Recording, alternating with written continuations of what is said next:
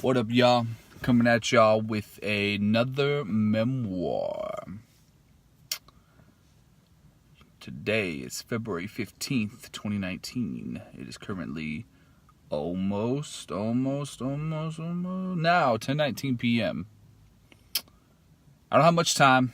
Don't got a lot of battery left, so I'm gonna be quick. I initially wanted to talk about the importance of black women in the creative space. So I'll try to do it twofold, in that in the creative industry, I firmly believe black women are the tastemakers. They know what's hot.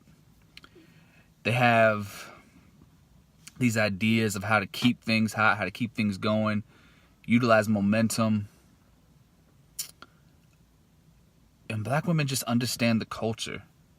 It's not just hip-hop. It's not just black culture. It's not just popular culture. But black women really understand the culture and how to elevate it.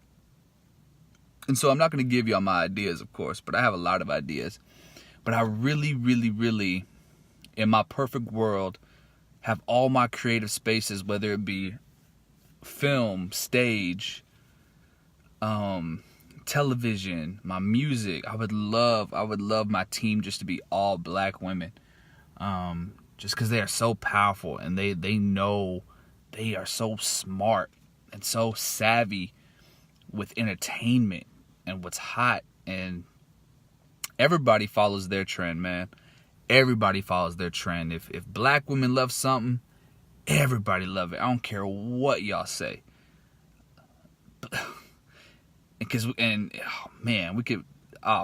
Y'all know, black women know, they already know. But if black women love it, everybody gonna love it, whether it's black men, non-black men, other black women, of course, non-black women. Like, everyone follows the black woman. We look at hip-hop today, man. J. Cole said it best. If she like it, I love it. On Villuminati. I omitted some expletives, but he said that. J. Cole said that. Even though that's just a phrase in the streets, man. If she like it, I love it. You know? And it's just that black woman power, man. But bottom line, if it were up to me, I'd really want all my team to be black women. Like, hands down. I want all my team to be black women. So, if there's any teams, any firms of majority black women who are willing to help out a young creative in his creative endeavors, I would love to have you on my team and be led by you and guided by you. Man, I even want a black woman agent, black woman manager. After watching What Men Want, I didn't really like the movie, but Taraji, like, I can't imagine having a black woman agent or black woman manager. So if y'all see this and y'all see value in me and y'all want my 20%, I would love to be on your team. But something I think that's actually more important, and I wish I had more time, but I'm gonna utilize my battery wisely, is that so the mood's gonna shift here. So I've spoken about black women and the importance of black women in creative spaces. But there's just something that's been weighing really heavy on my heart lately. And that's the idea that I spoke with a philosopher friend of mine, and a close friend of mine. And we were just talking, having drinks, having a few beers, having a few cocktails. And we just started talking about blackness and black love and the importance of it, the power of it, the future of it. And we started talking about interracial relationships, and I told him, and I'm going to be very honest and transparent. I mean, when it came to interracial relationships between a black significant other and a non-black significant other, even though I'm a product of that, I never really understood it, especially as I become more in tune with how the world sees blackness and how anti-black the world is. I never really quite understood how, and this is really any black, non-black interracial relationship. It doesn't always have to be white and black, but if we want to talk about two extremes, white and black, where one person, the white person, usually, especially if it's a white male, is probably held at the highest status in the social ladder globally, but especially in the United States. And the black woman is held at the lowest like part of the social ladder of the totem pole, or whatever you want to call it. And I just never really knew how those can coexist in love on a sociology sense. Like, I get it, you love who you love, and love conquers all, and all that lovely rainbows, unicorns, and doves stuff, but I never understood how those realities mesh post-marriage, post-engagement, post-long-term relationship. I never understood. But now I've sort of come to kind of accept it, in the sense that, going back to my philosopher friend, he was talking about his interracial relationship experience, and he said that that he would have to tell his significant others, his partners, that black love is so serious, that to fall in love with a black person is so serious, especially a black male, but not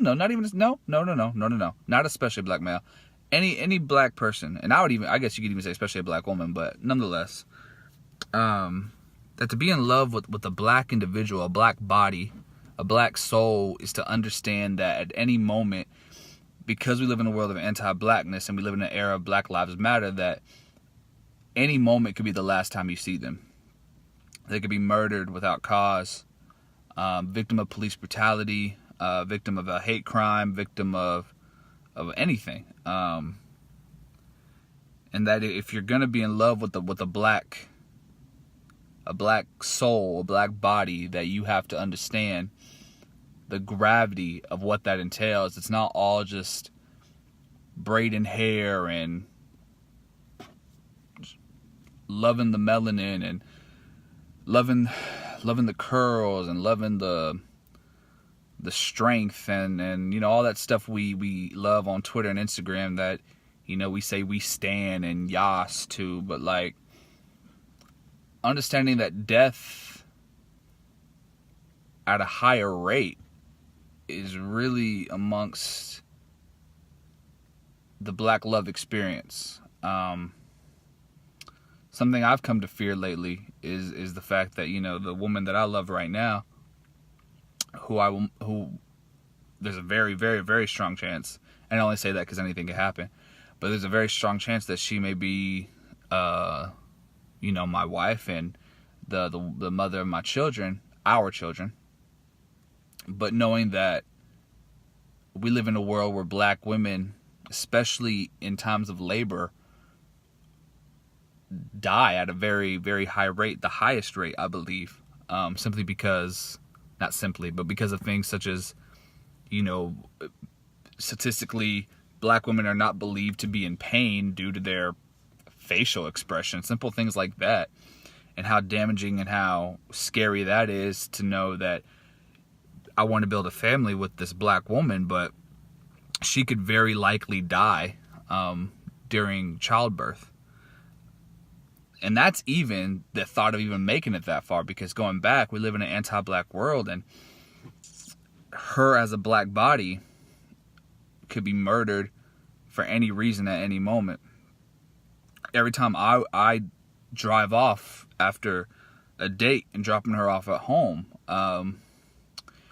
I understand I have some immunities due to how I look and how I pass, but I could also be murdered at any moment for a simple traffic stop or a hate crime, things like that.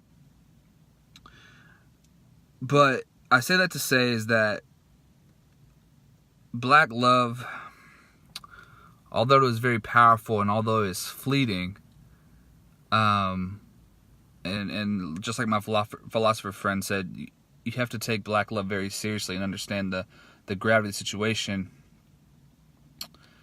I guess it's important, not important. I guess I can reconcile the idea of interracial relationships And I don't say that in the fact that I despise of them or that I condemn them. I just genuinely couldn't compute interracial relationships. I couldn't compute it. But I guess if you are the black partner, and if your non-black partner can truly understand the gravity of what it means to have a black partner, not just the woke part, quote unquote, not just the socioeconomic part, not just the cultural part, not just the pop cultural part, not just the tropes and stereotypes and basic things, such as like the various different ways in which blacks and non-blacks view hygiene and view getting ready for the day and bodily maintenance, things like that. Women, black women, you know what I'm talking about, especially when y'all tell me stories about why you don't want to have to explain certain things to a non-black partner. You know what I'm talking about. But if your non-black partner can really understand that each time they say I love you, or each time they see you walk out the door to go out with your girls, or to go out with your boys, or to go to work, or to pick up the kids, that could be their last time seeing you, and it's because of the color of their skin. And if they truly understand that and are willing to stand by you for that, then yeah, I guess I can understand that. I guess I can understand the concept of an interracial relationship and how the color and the societal ladder goes beyond all that. And now I wonder if that's because I imagine there's some black individuals out there who don't want that burden on their non-black partner or even their black partner. Because it goes twofold when both partners are black. And I'm sure there are some black people who don't want that burden, who just say, I want just to love this person just like everybody else loves their partner. And I shouldn't have to acknowledge this weight I have on my shoulders and on my heart that my partner could die at any moment just because of the color of their skin. And they might even go as far to argue that anybody can die at any moment for any reason. And yeah, that's true. But my eyes have been open to this norm that to be a black body, and it's very odd because I know we in the United States insinuate black with death a lot, but that's a whole nother problematic story, and I don't want to connect it too much with this. But it's interesting to understand that being in love with a black body also means being in love with someone who essentially carries trauma and death with them at all times. And trauma is a totally different memoir. That's a totally different conversation. Right now we're talking about the fragility and the fleeting of black love and how important it is to understand and to be intentional with your black partner. And I want to stress that we're not just talking about these heteronormative ideas. I myself, I guess, am in a heteronormative relationship, or I should say a hetero-noir normative relationship, whatever that means. But if you're a black polyamorous sex positive queer, or if you're a black member of the LGBTQIA community, or black trans, or black polyamorous queer sex positive interracial, whatever, as long as you have a black partner, it's important to understand that there is this idea of death just kind of looming over black bodies. It's real out here. Just simple things is not staying in your car too late in a parking lot for too long, or else you might cause getting attention. We already know about traffic stops. We already know about walking the street, and it's just that, I think about Philando and how he was shot in front of his kids and in front of his girlfriend, and I think about, Eric Garner, who died for all the world to see, Mike Brown, Trayvon Martin, Amadou Diallo. That one always hits me hard, and I pray to God that I'm always saying his name correctly. Sandra Bland. God, just all these people who, as black bodies, saw their families one day, and that was the last time they saw them or last time they spoke with them. And there's this campaign that I love. I think it's called #LastWords. And man, I wish I had the collage on me, but man, they gather all the last words of people, black people, black individuals who died at the hands of whether it be police or police brutality or hate crimes, but they gathered the last words of those people, and some of them are some of them are crazy. Just to think that those are the last words that you'll ever hear, and they had so much life ahead of them. But now I'm getting on a tangent. And I just want to stress, I just want to stress that if you have a black partner, black or non-black, if you have a black partner, just understand the gravity of the situation. Love them for all of their perfections and all of their flaws, all their perfections and imperfections, all of their flaws, all of their pros and cons, all of their beauty, all of their generosity and intelligence and humor, all these things you love a person for their strength. But also love them for how fragile their life is. Not as fragile as they are, because black people are far from fragile. Far from fragile, but love them for how fragile that their life is. That at any moment, it could be a regular day, and they die. And they're another hashtag, another reason for reform and legislation change, and another Facebook post, another think piece is about them. These things are important to understand. When you kiss your child, your black child, and you send them off to sell lemonade on the street, and someone calls the police on them, and things get out of hand and they die. Well, the next time you give your 12-year-old boy a kiss to go play outside, and he's playing with a toy gun, and the cops come and murder him. Or the next time you see your black partner, and he needs to go make extra money, so he has a side hustle of selling loose cigarettes.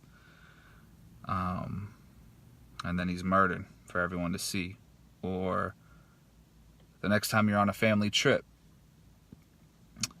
and you're pulled over and someone fires into the vehicle with your children and murders them before your eyes.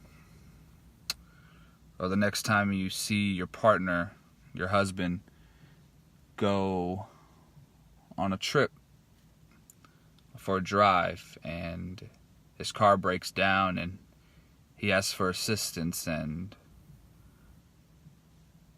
the helicopter aviator, pilot, whatever, says, oh, he looks like a bad dude, and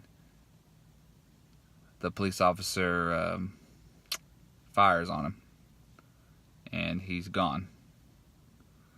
Or the next time you see your baby boy leave the house to go buy some Skittles and Arizona tea, and he's walking back home or to his next destination, and all of a sudden his entire life is put on public for everyone to see and everyone to judge him. But look, I say all this to say, obviously with very loaded specific examples to understand that this is, to get you to understand this happened to real people and real lives. You know, you decide that you were going to go to Wednesday night church Bible study service, and you didn't feel good one day, so you told your wife or your husband to go, and you'll see him in a couple hours. They're supposed to be back, but instead you find out that they were murdered by a lone gunman who sought to use a mass murder to exalt white supremacy. And this isn't to limit any other demographic or to show that their life isn't, excuse me, I dropped something, or to say that their life is less than. But take a step back from these defensive, judgmental tendencies and understand that black bodies have death following them. And they always have. Yeah. Huh.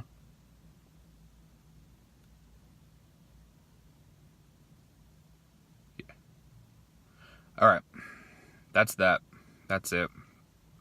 My mind and soul is drained. Like, share, subscribe.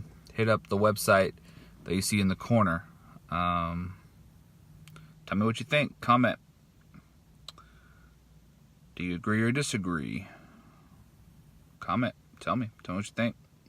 Have a conversation in the comments. I'm busy. Probably not going to reply. But if I do, that's dope. Because I don't have time to be replying. But, yeah. Like, share, comment, subscribe. Tell me what you think.